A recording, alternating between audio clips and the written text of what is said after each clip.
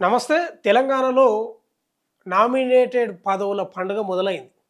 ఎప్పుడెప్పుడా అని ఎదురు చూస్తున్న చాలామంది నాయకులకు పదవులు వచ్చినాయి. కార్పొరేషన్ పదవులు.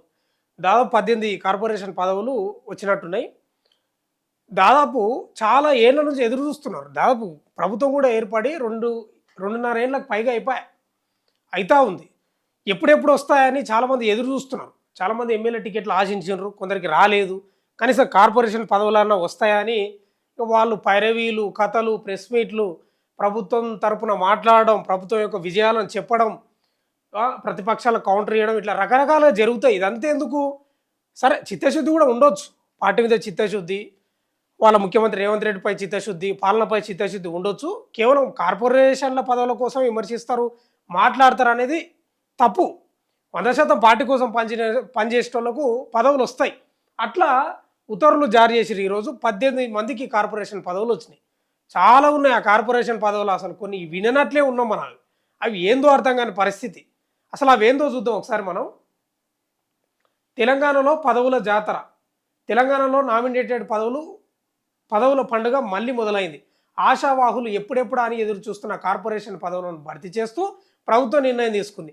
మొత్తం 18 కార్పొరేషన్లకు చైర్మన్లంట, 11 మంది వైస్ చైర్మన్లను ఇవాళ నియమిస్తూ ఉత్తర్వులు జారీ చేసిందంట Gandhi Bhavan.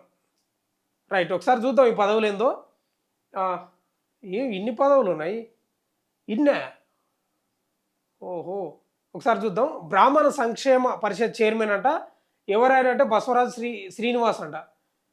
Washermen cooperative corporation chairman Dasari Raju Ajay Kumar అట. గీత కార్మికుల కార్పొరేషన్ చైర్మన్ మోతుకూరి చంద్రశేఖర్ గౌడు. ఇక పెరిక సహకార కార్పొరేషన్ చైర్మన్ దొంగారి వెంకటేశ్వర్లట.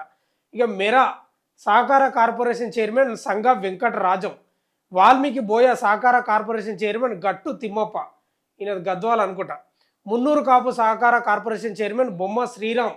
ఇక యాదవ్ సహకార corporation chairman M Raghunath Yadav అంట. వడ్డెర సహకార కార్పొరేషన్ చైర్మన్ గుంట రేణుకా నారాయణ. చేనేత అభివృద్ధి కార్పొరేషన్ చైర్మన్ దూడెం వెంకటరమణ. ఖమ్మ కార్పొరేషన్ చైర్మన్ ఖమ్మ కార్పొరేషన్ చైర్మన్గా బండి రమేష్ అంట. ఈయన కూకట్పల్లి నుంచి పోటీ చేసిన అనుకుంటా గతంలో. పద్మశాలి సహకార కార్పొరేషన్ చైర్మన్ గూడూరు శ్రీనివాస్. బట్టరాజా cooperative society federation chairman CH Balaraju. వెలమ కార్పొరేషన్ చైర్మన్ జువ్వాది నరసింగరావు అంట. ఇక గొర్రెలు మేకల అభివృద్ధి సహకార ఫెడరేషన్ చైర్మన్ కొల్లె సరిత.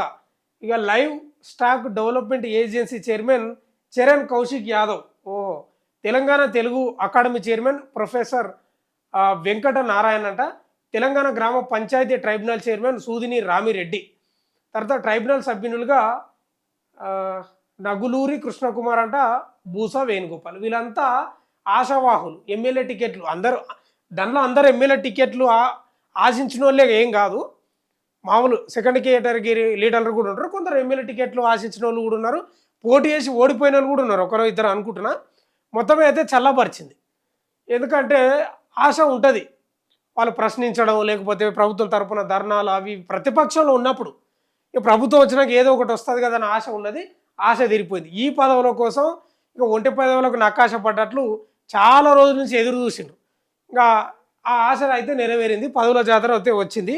చరణ్ కౌశిక్ యాదవ్కు ఒకసారి ఫోన్ చేద్దాం.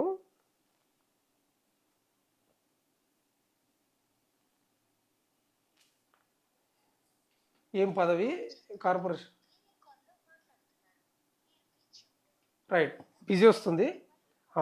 రైట్, మొత్తం అయితే 18 మంది కార్పొరేషన్ చైర్మన్ నియమిస్తూ ఇవన్నీ చాలా మటుకు పెద్దగా పబ్లిక్ తెలియదు, నిజంగానే తెలియదు. పబ్లిక్ పెద్దగా పరిచయమే లేవు. కొన్ని ఉన్నాయి దీంట్లో. కానీ మెరా సహకార కార్పొరేషన్ అనేది మరి ఎంతగా పెరిక ఇది కొంత ఓకే.